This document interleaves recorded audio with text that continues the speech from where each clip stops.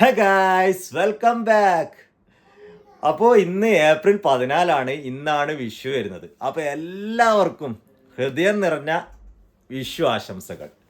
അപ്പോൾ ഇന്ന് നമ്മൾ വിചാരിച്ചു ഒരു പടത്തിന് പോകാമെന്ന്. കുറേ കാലമായി നമ്മൾ ആടുജീവിതം കാണണമെന്ന് വിചാരിക്കുന്നു. പെരുന്നാളൊക്കെ കഴിഞ്ഞിട്ട് പോകാമെന്ന് വിചാരിച്ചിരിക്കുകയായിരുന്നു. ഇന്ന് പടത്തിന് വന്നൊരു പ്രത്യേകതയും കൂടിയുണ്ട്. ഇന്ന് നമ്മുടെ വോൾ ഫാമിലി ആയിട്ടാണ് പോകാൻ പോകുന്നത്. അതാണ് ഇന്നത്തെ വീഡിയോയുടെ പ്രത്യേകത എന്ന് പറഞ്ഞത്. അപ്പോൾ നമ്മൾ വീഡിയോയിൽ എത്ര ആൾക്കാർ വരുമെന്ന് അറിയില്ല. വരുന്ന ആൾക്കാരെല്ലാം ഞാൻ കാണിച്ചുതരാം ഗൈസ്. 7% നമുക്ക് നോക്കാം. അപ്പോൾ നേരെ അങ്ങോട്ടേക്ക് എത്തിയിട്ട് കാണാം ഗൈസ്.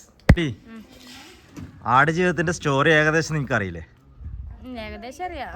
ഏതായാലും കരയോ നിങ്ങൾ പോയി കഴിഞ്ഞാൽ? നോക്കാം. ഞങ്ങൾക്ക് സെന്റ് ആവലുണ്ട്, അങ്ങനെയാണെന്ന് അറിയില്ല. അപ്പോൾ ഗൈസ് നമ്മൾ കണ്ണൂർ ലിബർട്ടിയിൽ എത്തിയിട്ടുണ്ട്. ലിബർട്ടി എന്നാണ് നമ്മൾ കാണുന്നത്. ഇതാണ് നമ്മളെ ലിബർട്ടി, കണ്ണൂരിലെ ലിബർട്ടി തിയേറ്റർ ഇതാണ് കേട്ടോ. അപ്പോൾ ഗൈസ് നമ്മൾ ടിക്കറ്റ് എടുത്ത് ഇതാണ് നമ്മുടെ ടിക്കറ്റ്. ഇതാ 7% ഉണ്ട് കേട്ടോ. രാജോട്ടെ കാണുന്നുണ്ടാ? ഞാൻ ഒറ്റയ്ക്ക് വരുന്നതാണ്. ഇപ്പോൾ 7 ആളെ കൂട്ടിക്കൊണ്ട് വന്നിട്ടുള്ളത്. അപ്പോൾ ഗൈസ് ഇപ്പോൾ സമയം 9:50 ആയിട്ടുള്ളൂ. 10:45 നമ്മളിവിടെ പടം തുടങ്ങുന്നത്. ഇനിയും നമ്മളെ കൂട്ടത്തിലുള്ള 2 ആൾക്കാർ വരാനുണ്ട്. അപ്പോൾ അവർക്ക് വേണ്ടിയിട്ട് വെയിറ്റ് ചെയ്യാണ്. അതുവരെ നമ്മളെ ചെഞ്ചൂട്ടി പോപ്കോണൊക്കെ തിന്നാണ്. അവർ വന്നിട്ട് നമുക്ക് കാണാം കേട്ടോ. ഗൈസ് പടം തുടങ്ങി ഗൈസ്. കരയാ സാധ്യത ശരി അറിയില്ലേ? ചെഞ്ചൂട്ടി വരുമോ അറിയില്ല. നോക്കാം ഗൈസ്. അപ്പോൾ പടം കണ്ടിട്ട് വരാം ഗൈസ്. എൻ്റെ മോനെ ഇൻട്രോവല്ലായി. എന്ത് ചെഞ്ചുട്ടി കരഞ്ഞോ? ചെഞ്ചുട്ടി കരഞ്ഞല്ലേ? സെലിയോ അത്ര വലിയ ഫീലായിട്ടില്ല. സത്യം പറയാല്ലേ, എനക്ക് സത്യം പറഞ്ഞാൽ ഗൾഫിലെല്ലാം പോയോണ്ടാന്ന് തോന്നുന്നു. നല്ല ഫീലായിരുന്നു. ഏതായാലും ഇൻട്രോവല്ലായിട്ടുണ്ട്. ഇനി അത് കഴിഞ്ഞിട്ട് വരാം കേട്ടോ.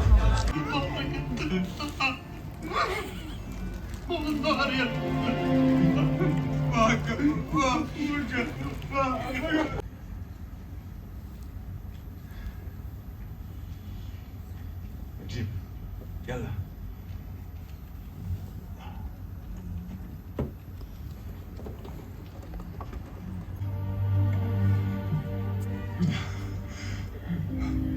എന്ത് വ്യക്തി ചെഞ്ചുട്ടി? بس وك എൻ്റെ മോനെ 1.5 പടായിപ്പോയി മോനെ.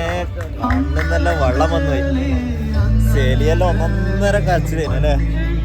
ചെഞ്ചുട്ടിയും എൻ്റെ മോനെ. അങ്ങനെ പടം കഴിഞ്ഞ് നമ്മളിനി പുറത്തേക്ക് ഇറങ്ങട്ടെ, എന്നിട്ട് ബാക്കി പറയാം. ഫൈനലി നമ്മൾ വീട്ടിലെത്തി ഗൈസ്. അടിപൊളി പടമായിരുന്നു. സെലീനാനോടെല്ലാം ചോദിക്കുക, ശരിക്കും കരഞ്ഞ് പണ്ടാരടങ്ങിപ്പോയി എന്ന് പറയാം.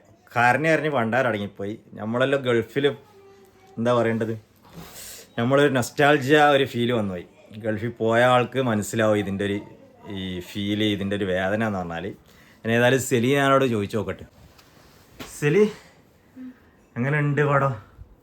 ഒന്നും പറയാനില്ല കേട്ടോ. ഭയങ്കര എന്താന്ന് വല്ലാത്തൊരു ഫീലായി പോയി.